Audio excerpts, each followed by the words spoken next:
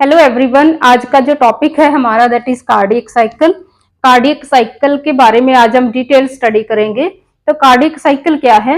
हमारा हार्ट जो है हमारी बॉडी में नॉर्मल ब्लड की सर्कुलेशन को जो है मेंटेन करता है ना, प्रॉपर जो है सीक्वेंस में हमारे सभी ऑर्गन्स को हमारा हार्ट जो है ब्लड को मतलब फ्रेश ब्लड सप्लाई देता है हमारे सभी ऑर्गन्स को। तो जैसे हम नॉर्मली बोल देते हैं कि हमारा हार्ट जो है उसका जो है नॉर्मल बीट का नॉर्मल हार्ट बीट कितनी है ना, 72-74 बीट्स पर मिनट जो है वो कंसिडर की जाती है कि नॉर्मल हार्ट बीट है। और इसकी अगर हम रेंज की बात करें तो नॉर्मल रेंज के अंडर हम कितनी बीट्स को कंसिडर करते हैं, 60 से लेकर के 80 beats per minute are considered as normal heart beat. मतलब हमारा हार्ट जो है एक मिनट में 72 से लेकर के 74 टाइम्स जो है ब्लड को पंप आउट करता है, ब्लड को बाहर भेजता है सभी ऑर्गन्स के लिए और हमारी बॉडी में ब्लड का सर्कुलेशन मेंटेन करता है ना। तो एक मिनट में ऐसा ऑर्गन है जो एक मिनट में ही 74 टाइम्स काम करता है। तो आउट ऑफ दैट 74 टाइम्स 74 में से आज हम पढ़ेंगे एक हार्ट बीट के बारे में। कार्डियक साइकिल है मतलब एक हार्ट बीट के दौरान हमारे हार्ट में क्या क्या चेंजेस आती हैं, एक हार्ट बीट के लिए हमारा हार्ट क्या क्या काम करता है। तो उस एक हार्ट बीट के बारे में आज हम पढ़ेंगे। और एक हार्ट बीट मतलब वन कार्डियक साइकिल। तो नॉर्मली आपको पता है कि 72 से लेकर के 74 beats per minute are normal ना। तो ये होगी कार्डियक साइकिल की introduction. And one heart beat it takes place 0.8 second. एक हार्ट बीट कितना टाइम लेती है, एक कार्डियक आउटपुट कितना टाइम लेती है, एक दिल की धड़कन कितना टाइम लेती है, 0.1 सेकेंड। तो इसके अंदर फर्दर 3 स्टेजेस हैं एक हार्ट बीट को जनरेट करने में एंड कंप्लीट करने में। It takes 3 stages, 3 stages, 3 events होते हैं तभी एक बार हार्ट जो है हमारा आउटपुट जनरेट करता है, एक बार हमारा हार्ट बीट करता है ना। क्या कौन सी स्टेजेस हैं वो, उनके नाम क्या क्या हैं? एट्रियल सिस्टोल है उसका नाम, सेकंड स्टेज वेंट्रिकुलर सिस्टोल है and third stage is complete cardiac diastole. तो ये 3 स्टेजेस हैं which occurs during one heart beat. एक हार्ट बीट के कैसे बनती है एक heart beat? By completing these 3 stages. Then यहाँ पे आपने याद रखना है कि सिस्टोल का मतलब क्या है एंड डायस्टोल का मतलब क्या है। सिस्टोल का मतलब है कॉन्ट्रैक्ट होना एंड डायस्टोल का मतलब है रिलैक्स होना। Systole means contraction and diastole means relaxation. Then you can easily understand because यही वर्ड जो है बार बार यूज होने हैं। अगर आप इन्हीं 2 वर्ड्स में कंफ्यूज रहे तो आप ये पूरा जो है टॉपिक वो अच्छे से नहीं समझ पाओगे ना। Systole means contraction and diastole means relaxation. Atrial systole means कैसे दोनों एट्रियम जो है कॉन्ट्रैक्ट होते हैं एक साथ, और वेंट्रिकल सिस्टोल मीन्स कैसे लोअर चैम्बर जो नीचे वाले लोअर वेंट्रिकल जो हैं वो दोनों एक साथ कॉन्ट्रैक्ट होते हैं। एंड कंप्लीट कार्डियक डायस्टोल कैसे हमारा हार्ट जो है इकट्ठा एक साथ, डायस्टोल मीन्स रिलैक्स होता है ना। तो सिस्टोल मीन्स कॉन्ट्रैक्ट होना एंड डायस्टोल मीन्स रिलैक्स होना। तो इन्हीं 3 स्टेजेस के बारे में अभी हम डिस्कस करेंगे what happens in these stages one by one. तो इनके नाम और इनका मीनिंग आपको क्लियर हो गया। देन यहाँ पे हमने लिखना था left atrium, sorry by mistake जो है यहाँ पे गलती हो गई थी। तो ये क्या है, लेफ्ट एट्रियम है ना। तो वन थिंग मोर कि कार्डियक साइकिल समझने से पहले आपको पता होना चाहिए 3 टॉपिक आपको पहले से आने चाहिए। देन ये टॉपिक आपको समझ लगेगा। वो टॉपिक कौन कौन से हैं? स्ट्रक्चर ऑफ द हार्ट आपको पहले पता होना चाहिए कि हमारे हार्ट का स्ट्रक्चर कैसा होता है, चैम्बर्स के नाम कौन कौन से होते हैं और इनकी पूरी लेबलिंग, ठीक है। एनाटॉमी आपको हार्ट की पहले आनी चाहिए, फिर आपको ये टॉपिक समझ लगेगा। दूसरा कौन सा टॉपिक है? ब्लड का फ्लो, किधर से ब्लड जो है किधर की तरफ फ्लो करता है, ये नॉर्मल जो है हार्ट के थ्रू सर्कुलेशन, वो आपको पहले आने चाहिए। Then you can understand this topic. Then third one is contraction of the heart, जो हार्ट में कंट्रैक्शन कैसे होती है, SA node, AV node, atrioventricular node, atrioventricular bundle branches, Purkinje fibres, मतलब हार्ट का कंडक्टिंग सिस्टम, उसके बारे में आपको पहले से पता होना चाहिए। ये 3 टॉपिक अगर आपको पहले से अच्छे से पता है, याद है, then you can understand this topic. Anatomy of the heart, physiology of the blood circulation and conducting system, ये तीनों आपको पहले पता होना चाहिए। Then you can easily understand the cardiac cycle within 5 minutes. फिर ये आपको 5 मिनट में समझ लग जाएगा। Then first stage is atrial systole. Atrial systole, यहाँ पे अनाटमी भी आएगी, फिजियोलॉजी भी आएगी, कंडक्टिंग सिस्टम भी आएगा, फिर ये तीनों का कॉम्बिनेशन बन जाएगा हमारा कार्डियक साइकिल। तो फर्स्ट स्टेज है एट्रियल सिस्टोल। एट्रियल सिस्टोल है ना, एट्रियम हमारे हैं यहाँ पे, राइट एट्रियम है एंड लेफ्ट एट्रियम है। वेंट्रिकल है यहाँ पे, राइट वेंट्रिकल है एंड लेफ्ट वेंट्रिकल है। तो एट्रियल सिस्टोल में दोनों एट्रियम की कॉन्ट्रैक्शन हो रही है एक साथ। दोनों एट्रियम की कॉन्ट्रैक्शन होनी है एक साथ। कैसे होनी है? कैसे होनी है? यहाँ पे प्रेजेंट होता है हमारा एसए नोड। कंडक्टिंग सिस्टम की बात हम करें तो यहाँ पे प्रेजेंट होता है हमारा एसए नोड, और नियर अबाउट यहाँ पे प्रेजेंट होता है हमारा एबी नोड, है ना, एबी नोड। एबी नोड से फिर एक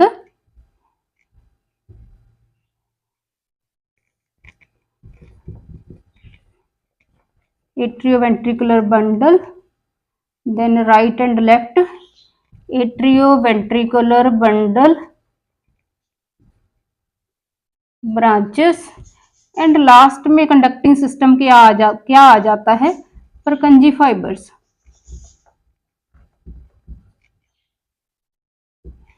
तो ये तीनों हो गए हमारे, इसमें इस डायग्राम में तीनों चीजें कवर हो गई। अनाटमी भी, फिजियोलॉजी जो एरो लगा रखे हैं, फिजियोलॉजी क्लियर हो जाएगी आपको। और जो मैंने अभी अभी मेंशन कर दिया, SA node, AV bundle branches, Purkinje fibres, है ना, ये है कंडक्टिंग सिस्टम। तो ये तीनों सिस्टम यहाँ पे मेंशन हो गए। अभी आपको समझ लग जाएगी कार्डियक साइकिल के बारे में। तो फर्स्ट स्टेज है हमारी एट्रियल सिस्टोल। एट्रियल सिस्टोल मतलब दोनों जो है right atrium and left atrium, इन्होंने एक साथ कॉन्ट्रैक्ट होना है। तो एक साथ कॉन्ट्रैक्ट कब होंगे ये? जब इनमें ब्लड फिल होगा, है ना। हमें पता है कि राइट एट्रियम में ब्लड कहां से आता है? Inferior vena cava and superior vena cava. Superior vena cava from the upper parts of the body and inferior vena cava from the lower parts of the body collect deoxygenated blood from all parts of the body and drain here into the right atrium. Right atrium में हमारा deoxygenated blood जो है इन दोनों की help से यहाँ पे आके ड्रेन हो गया, यहाँ पे आके इकट्ठा हो गया ना। यहाँ पे इधर ब्लड कैसे आया? हमारे लंग्स से। लंग्स से ब्लड प्यूरिफाई होके 4 पल्मोनरी वेन्स के द्वारा यहाँ पे फिल हो गया लेफ्ट एट्रियम में। तो अभी हमारा राइट एट्रियम फिल है डीऑक्सीजनेटेड ब्लड से और हमारा लेफ्ट एट्रियम फिल है ऑक्सीजनेटेड ब्लड से, है ना। देन क्या होता है, जब ये दोनों चैम्बर फिल हो जाते हैं, एक साइड डीऑक्सीजनेटेड ब्लड और एक साइड ऑक्सीजनेटेड ब्लड, तो दोनों चैम्बर जब फिल है तो क्या होता है? एसए नोड से sinoatrial node, that is also called pacemaker of the heart, तो यहाँ से एक वेव ऑफ कंट्रैक्शन स्टार्ट होती है।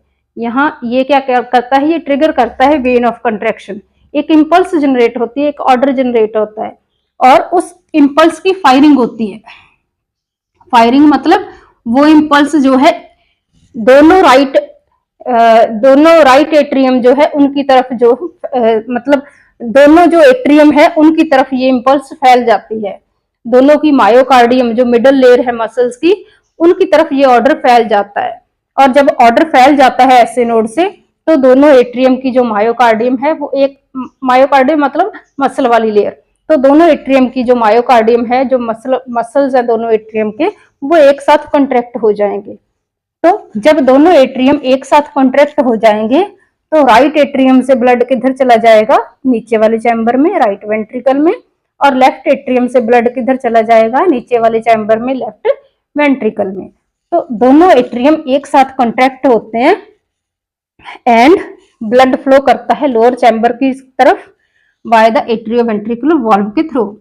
तो दोनों का एक साथ कॉन्ट्रैक्ट होना और ब्लड का नीचे वाले चैम्बर की तरफ शिफ्ट होना, it is called atrial systole. तो इसको बोलते हैं एट्रियल सिस्टोल। कि कैसे दोनों चैम्बर एक साथ कॉन्ट्रैक्ट होते हैं।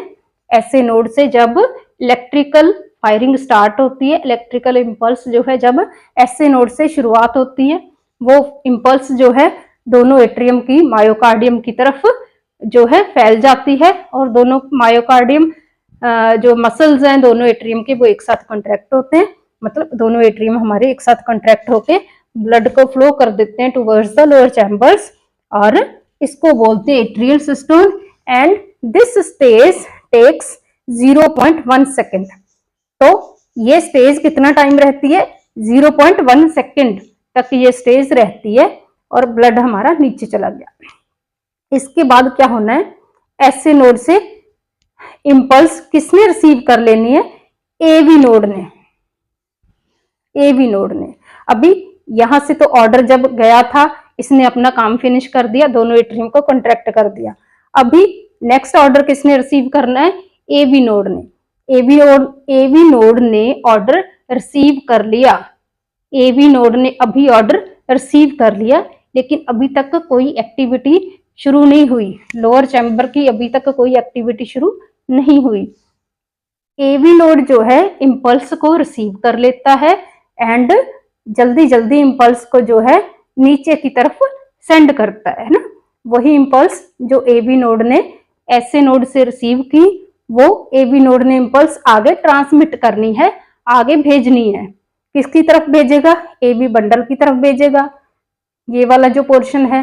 फिर जो left and right bundle branches है उसकी तरफ भेजेगा एंड फाइनली परकंजी फाइबर्स तक ये इंपल्स पहुंच जाएगी। और जैसे ही परकंजी फाइबर तक, मतलब बिल्कुल जो स्मॉलेस्ट यूनिट है हमारे कंडक्टिंग सिस्टम की, उसकी तरफ ये इंपल्स पहुंच गई, मतलब हार्ट के एपेक्स तक ये इंपल्स पहुंच गई। फिर हमारे दोनों वेंट्रिकल जो है, जो दोनों लोअर चैम्बर हैं, वो एक साथ कॉन्ट्रैक्ट होंगे, उसको बोलते हैं वेंट्रिकुलर सिस्टोल। मतलब वेंट्रिकल कैसे कॉन्ट्रैक्ट होते हैं? जब इंपल्स जो है एवी नोड रिसीव करता है और आगे आगे भेजता है और फाइनली कहां तक भेजता है? एपेक्स ऑफ द हार्ट तक भेजता है। फाइनली परकंजी फाइबर्स तक जो है इंपल्स आती है। फिर जाके तब हमारे दोनों ventricle, right ventricle and left ventricle दोनों एक साथ कॉन्ट्रैक्ट होते हैं। तो जब ये दोनों एक साथ कॉन्ट्रैक्ट होते हैं उसको बोलते हैं वेंट्रिकुलर सिस्टोल। उसको बोलते हैं वेंट्रिकुलर सिस्टोल। तो जब ये कॉन्ट्रैक्ट हुए तो ब्लड जो था राइट वेंट्रिकल से ब्लड किधर गया? हमारे लंग्स की तरफ चला गया प्यूरिफाई होने के लिए। और लेफ्ट वेंट्रिकल में जो ऑक्सीजनेटेड ब्लड था वो आयोटा के थ्रू हमारी पूरी बॉडी को सप्लाई हो गया, वो था ऑक्सीजनेटेड ब्लड। तो दोनों वेंट्रिकल एक साथ कॉन्ट्रैक्ट होते हैं। इधर डीऑक्सीजनेटेड ब्लड था जो लंग्स में चला गया और इधर ऑक्सीजनेटेड ब्लड था जो हमारी होल बॉडी ऑर्गन्स में चला गया। और सारे बॉडी ऑर्गन्स को ऑक्सीजन सप्लाई करने के लिए ऑक्सीजनेटेड ब्लड उनकी तरफ चला गया। तो ये थी ventricular systole and it takes 0.3 seconds. इसकी टाइमिंग कितनी है? 0.3 सेकेंड्स। तो इसके बाद आएगी कंप्लीट कार्डिक डायस्टोल। मतलब इसके बाद जो है हमारा हार्ट जो है एक साथ रिलैक्स करेगा, चारों चैम्बर हार्ट के एक साथ रिलैक्स करेंगे, तो उसको बोलते हैं कंप्लीट कार्डिक डायस्टोल। डायस्टोल मतलब रिलैक्स होना, ना तो एट्रियम कंट्रैक्ट कर रहे हैं ना वेंट्रिकल कंट्रैक्ट कर रहे हैं, अभी हार्ट जो है रिलैक्सिंग मोड पे है। और इसी रिलैक्सिंग मोड पे ये जो टाइमिंग कितनी है? 0.4 सेकेंड। कंप्लीट कार्डिक डायस्टोल की टाइमिंग कितनी? 0.4 सेकेंड। और इन तीनों स्टेजेस को आप जो है ग्राफिकली ऐसे रिप्रेजेंट कर सकते हो कि एट्रियल सिस्टोल जो है 0.1 सेकेंड लेती है, वेंट्रिकल सिस्टोल जो 0.3 सेकेंड लेती है और कंप्लीट कार्डिक डायस्टोल जो है 0.4 सेकेंड का टाइम लेती है। तो इसको ग्राफिकली ऐसे रिप्रेजेंट कर सकते हो आप, है ना। तो कंप्लीट कार्डिक डायस्टोल, जब हमारा हार्ट जो है रिलैक्स है, कंप्लीट कार्डिक डायस्टोल है, उतना टाइम क्या होता है? हमारे दोनों अपर चैम्बर जो है दोबारा से रीफिल हो जाते हैं। मतलब हार्ट जो है हमारा प्रिपेयर होने लगता है for the next cardiac beat. एक कार्डिक बीट कंप्लीट हो गई और जब हमारा हार्ट थर्ड स्टेज में है, कंप्लीट कार्डिक डायस्टोल में है, तब जो है अपर वाले दोनों चैम्बर रीफिल हो जाएंगे और ये दोबारा जो है हार्ट नेक्स्ट बीट के लिए रेडी होने लगेगा। तो ये जो है हमारा कंप्लीट जो है 1 कार्डिक साइकिल है, मतलब एक हार्ट बीट ऐसे जनरेट होती है, एक कार्डिक आउटपुट ऐसे कार्डिक आउटपुट होती है, मतलब हार्ट से ऐसे ब्लड आउट होता है ना। यहाँ से जब ये कंट्रैक्ट हुए थे तो हार्ट से ब्लड आउट हुआ था ना, कुछ ब्लड जो है लंग्स की तरफ चला गया, कुछ अयोटा के थ्रू सारी बॉडी में चला गया और उसके बाद थर्ड हमारा हार्ट जो है कुछ टाइम के लिए रिलैक्स हो गया। So this is about the cardiac cycle and इसका कंप्लीट टाइम कितना है 0.8 सेकेंड। तो इसका टोटल आप कर लेना, टोटल पीरियड ये 1 साइकिल का 1 कार्डिक बीट का टोटल टाइम कितना हो गया 0.8 सेकेंड। तो this is about the cardiac cycle. Cardiac cycle क्या है? It is a combination of anatomy, physiology and conducting system. तीनों के कॉम्बिनेशन को हम बोलते हैं कार्डिक साइकिल। कि कैसे कैसे इवेंट्स होते हैं कि हमारी 1 हार्ट बीट जनरेट होती है और 1 आउटपुट जो है हार्ट से निकलती है, तो इसको बोलते हैं कार्डिक साइकिल। तो ये था हमारा एक जो है कंप्लीट कार्डिक साइकिल। देन इसके साथ साथ आपने क्या लिखना है कि कैसे ये जो हार्ट के 4 वॉल्व्स होते हैं ना, कब ये ओपन होते हैं और कब ये क्लोज होते हैं। तो वॉल्व्स कौन कौन से होते हैं हमारे हार्ट के? ये दोनों जो है राइट साइड वाली side, right atrium and right ventricle के बीच में जो वॉल्व होते हैं, and left atrium and left ventricle के बीच में जो वॉल्व होते हैं, इनको बोलते हैं एट्रियो वेंट्रिकुलर वॉल्व्स। दोनों चैम्बर्स के बीच में जो दोनों साइड के जो चैम्बर्स हैं उनके बीच में जो वॉल्व होते हैं that are called atrio ventricular valves. Then ये जो पल्मोनरी आर्टरी के बेस पे एंड आयोटा के बेस पे जो वॉल्व है, 2 और वॉल्व है। पल्मोनरी आर्टरी के बेस पे जो वॉल्व है that is called pulmonary valve and aorta के बेस पे जो वॉल्व है that is called aortic valve.